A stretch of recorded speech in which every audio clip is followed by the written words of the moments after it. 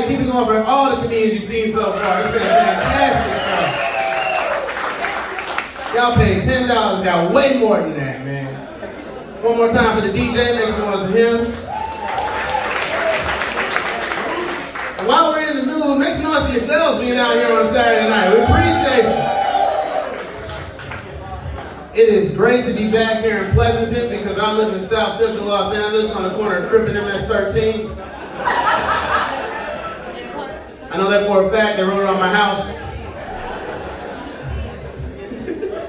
It's great to be back here. I like coming to Pleasanton because like during the day I'll just be hanging out, people watching, and during the day I'll be seeing white people jogging, I just know things are gonna be A-okay. You know what I mean? That's my favorite all safe signal. White people only jog in the safest part of the city, you know? You do not see white people running through Richmond, you do not see that, all right? If you see white people jogging through Richmond, for the love of God, get your cell phone out, call the police, they need your help, okay? They had a car, now they don't. It's a long run back to Pleasanton. I don't think they're gonna make it. Every time I see white people jogging in the city, it's like we see deer drinking the stream in the woods, you know what I mean? Just makes you all calm and peaceful.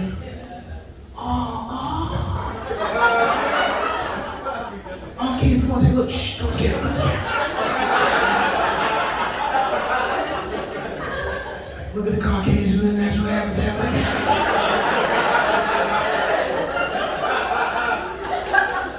it. Look, on this rollerblade. I didn't know it still did that. It's amazing. Just like in the brochure. Come on, kids, take a closer look. Up this sauce. Woo! Up they're going, please. Back in the car. Back in the car. Oh, man. As a black man, I like to use white people as my personal canaries. You guys are my canaries in the coal mine, you know what I mean? Because if it doesn't affect y'all, I think I have a decent shot, you know? Seriously, I've learned this thing just from people watching white people. White women are the death of all fads. Sorry, ladies, I'll make the rules. And the older the white woman, the deader the fad. Matter of fact, quiet as kept, that's why black people stopped doing certain dances. Remember the Cabbage Patch? We love the Cabbage Patch, and then Karen saw that, called the manager, we can't do that anymore. We was in the club raising the roof, and then Militia saw that, no, Michelle, no more. The moment Hillary Clinton dabbed on the campaign trail is where that died immediately. They stopped doing it in the end zone in the NFL, it was a wrap. Oh man, you guys are fun. Coming to the Bills, I can hear people angry. Already arguing. It's like, nah, man, I had nachos and a Coke. This is not what I did, right? There you go. Oh, wow. That's gonna cost you a couple $100, bro. I don't know how to... Man, this really is Pleasanton if you guys can get that. He said, not Coca-Cola. I got these lights. He's sweating more than me. That's amazing. So glad to be outside, man. The pandemic almost took us all down and stuff, man. That was rough. We survived, man. That was great. So glad we got through the pandemic. I was just tired of the mask, just in general. You know what I mean? Like I complied and everything. I'm a comic. I just want to get back in here. But the mask is just generally inconvenient. Like anybody else had to brush their teeth a lot more since the mask mandate? Anybody? Just me, you lying bastards. The mask can be dangerous. I found that out the hard way, man. One time I went to Wiener Schnitzel for lunch. Had a chili dog, belched, put my mask on, cropped dusted myself. I was not planning for that. I passed out, woke up around a bunch of paramedics and stuff. They thought I had COVID. I was like, no, I had a chili dog. That's all it was.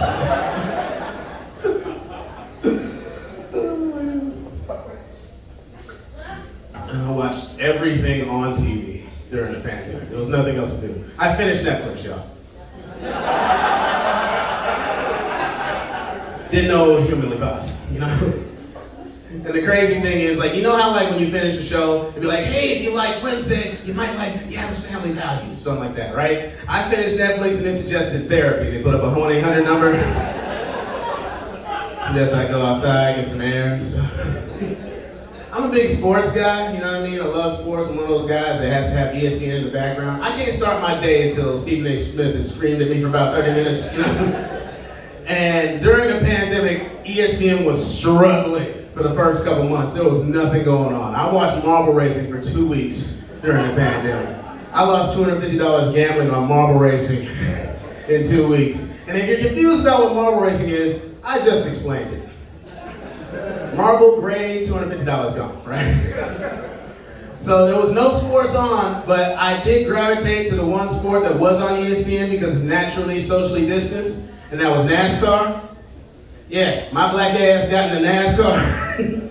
And I was really into it. I was learning what the checker flag, green flag, cautions, pits, all that stuff. And I found a black driver. We got one, y'all. We got one. Yeah, I had no idea. Yeah, this dude named Bubba Wallace. He's really dope. Yeah, but I found out about him during the pandemic. He was going to a race down in Alabama. And he got to his garage and he found a noose hanging in there. Yeah, horrible look, right? And even before the NASCAR executives could do anything about that, the other drivers heard about that, came to Bubba Wallace, was like, hey man, that's not who we are, we're not about that, this is just weird Alabama stuff, don't worry about that, we got your back. They pushed his car out to the front, let him go first in the race, and I thought that was awesome for them to do that show of unity for one black driver, when the NFL won't do that for 75% of their workforce. I thought that was awesome, you know what I mean? Yeah. They were like, we gotta do something to make this Negro feel happy. Come on now, what's going on? Oh my God, get those Confederate flags down. What's wrong with y'all? Right? But here's the thing. The FBI looked into it, found out, wasn't even hate crime, wasn't even targeted towards Bubba Wallace. That noose was just hanging there because it was a racetrack in Alabama. Noose is just growing wild down there or something like that, I don't know. And Bubba Wallace is actually a really good driver, man. He's won a couple races, and I actually found out that a few years back, he came in second in the Daytona 500. That is the highest a black driver has ever placed in that particular race, and they held the Daytona 500 during Black History Month. So he came in second during the Black History Month. I thought that was awesome. He would have came in first, but he kept getting pulled over. That was some bull crap. First time it's ever happened in NASCAR history. License registration, please. This is a race, man. Dang all right, this is a race, you're the wrong one. Now license and registration.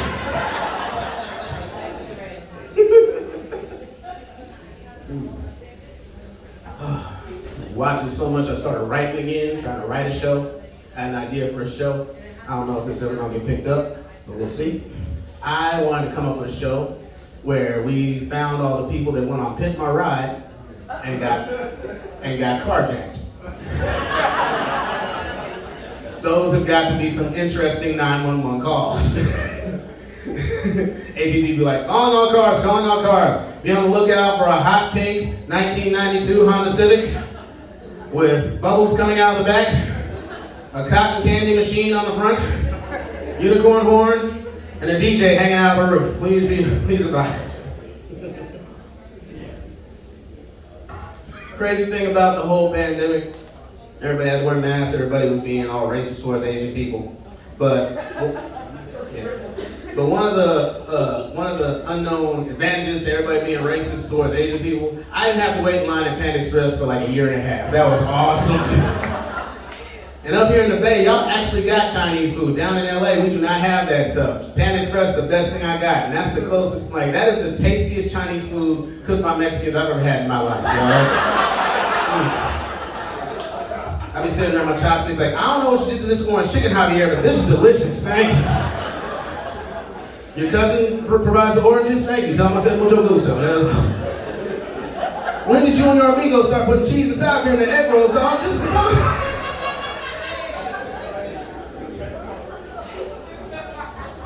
I used to live down in San Jose, right on the border of Vietnam and Mexico.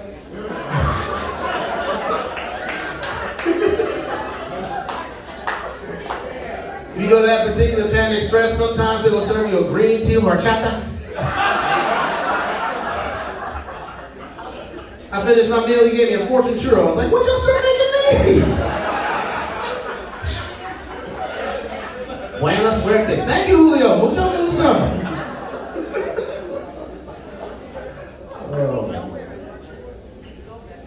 I was playing all my video games. I love video games. My ex hated that. My ex-girlfriend hated that I played video games. My Xbox is still there. Who won that battle? You know what I mean? And to be fair, you know, my Xbox had an unfair advantage, you know what I mean? My Xbox doesn't say things to me like, not tonight, I had a headache, or don't stick that there, that stings. It doesn't give me that type of trouble, you know? And I've loved video games ever since I was a very small child. Did any of y'all have a Nintendo as a kid? I'm not talking Super Nintendo, I'm not talking Nintendo 64, I'm not talking GameCube, I'm talking that gray box Nintendo, right? Yeah, the old school one.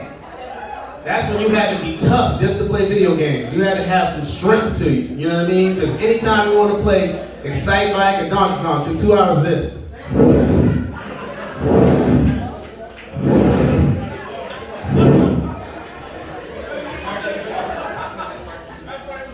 By the time you got the game going, you were too busy to play that thing, you know? I only pressed one player, why are there two?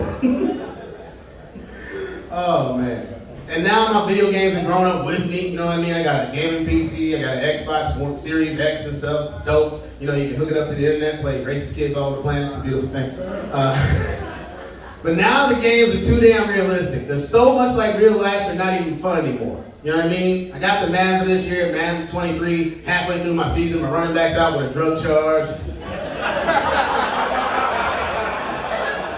Tight end shot somebody. Quarterback got a bunch of weird massages. I don't know if he's gonna be back in time.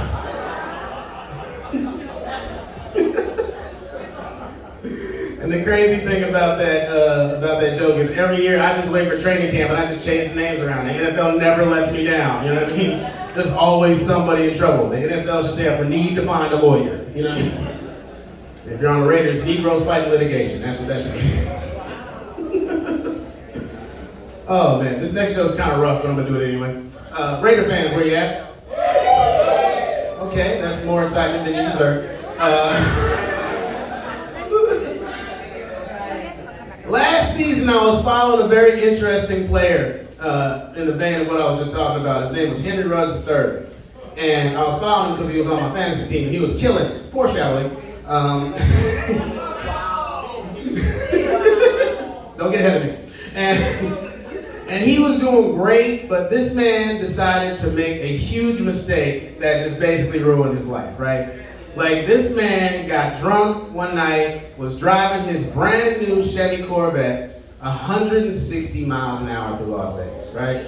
This dude runs into, rear ends this lady, her car catches fire, he gets out, tries to help her, but it's too late, there's nothing he can do. Now, I'm a comedian and I'm a human being, all right? I'm not about to make fun of drunk driving or some poor woman and her dog dying in a car. That's awful, you know what I mean? But I feel bad for that. I feel bad for Henry. I really feel bad for him. My heart goes out to him because I don't think they're gonna put him under the jail because the NFL can look past you killing a white woman. But that dog.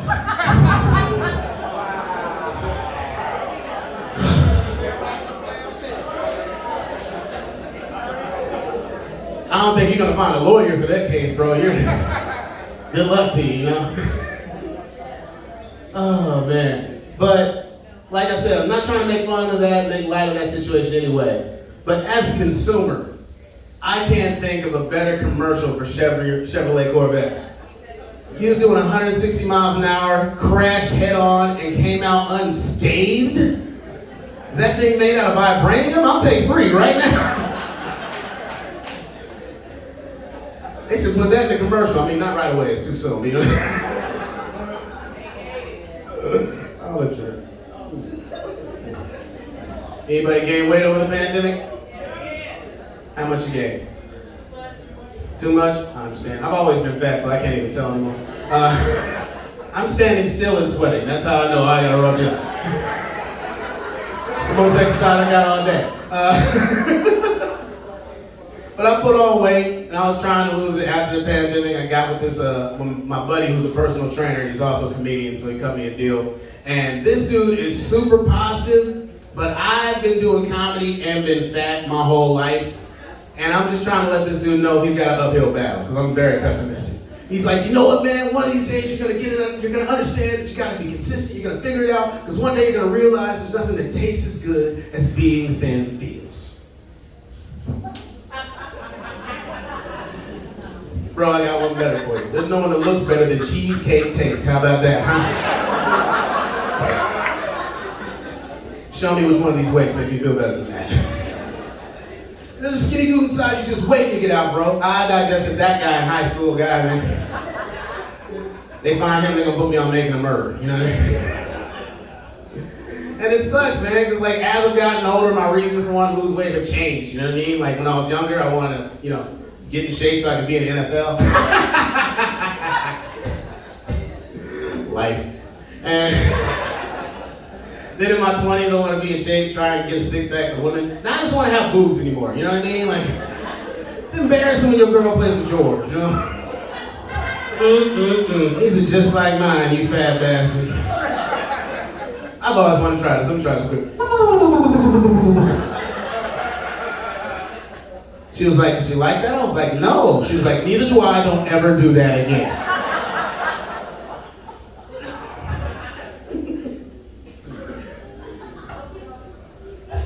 Oh, man. Like I said, my ex-girlfriend, we were living together for a while. Before the pandemic, me and my ex had been together for 5 years. And during the pandemic, we were together for 25 years. That was ridiculous. It felt like the third level of a dream in Inception, you know? Really felt like 25 years. We had kids, raised them, sent them off to college. She wrote a book, I bought a boat. That's how bad it was. And now it's just, now I'm back in these dating streets. And it's been so long since I've been like dating again, like online dating, like it wasn't even apps. I was on dating sites back then. Yeah, that's how long it's been. Like they had like Plenty of Fish, or excuse me, they had like, I'm trying to remember. Party Line, y'all super old. That was for just 25 cents a minute. You can meet singles ready for action in your area. Call 1-900.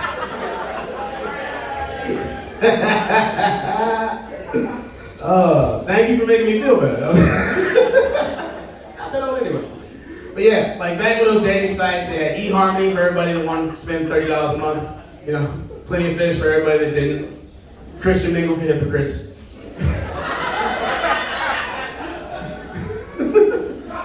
That's something for everybody. They had J-Day for Jewish people, they had Asian Day for white guys, they had something for everyone. Now they got a bunch of them, but back then, the very first black version of Tinder I was on, and I swear to God, it was called Soul Swipe. Soul Swipe. And I really wish it was called just Black Tinder, because that's way less offensive than Soul Swipe. Soul Swipe, every time you swipe on somebody's picture, it sounds like a DJ scratch. Where all these Popeye's chicken ass coming from? This is ridiculous. Anybody ever been catfished? Nobody wants to admit to it? Okay, I understand that one. You might be with the catfish right now. Blink once for yes, twice for no. I'll pay attention and we'll find the proper authorities for you. It happened to me one time, but I had to come up with a different term because it didn't quite get catfish. Because the girl I went on this online date with looked exactly like a profile picture, but I realized she was taking her picture from the perfect angle. Because you ladies have this online trick photography that I like to call the iceberg pose.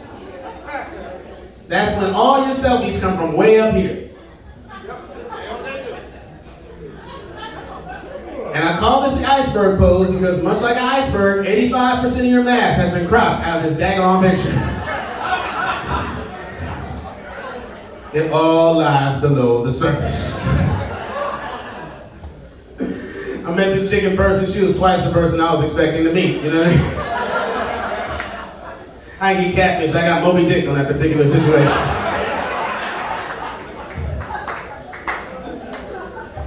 Saved in my phone is the deadliest catch.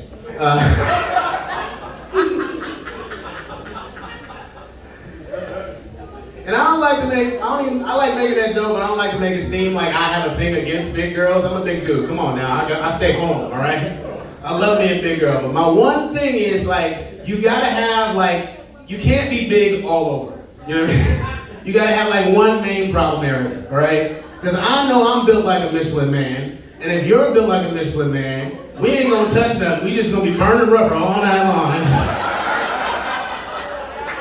We just gonna be sitting in the bedroom, peeling out. It's gonna be a sideshow in the bedroom, that's all.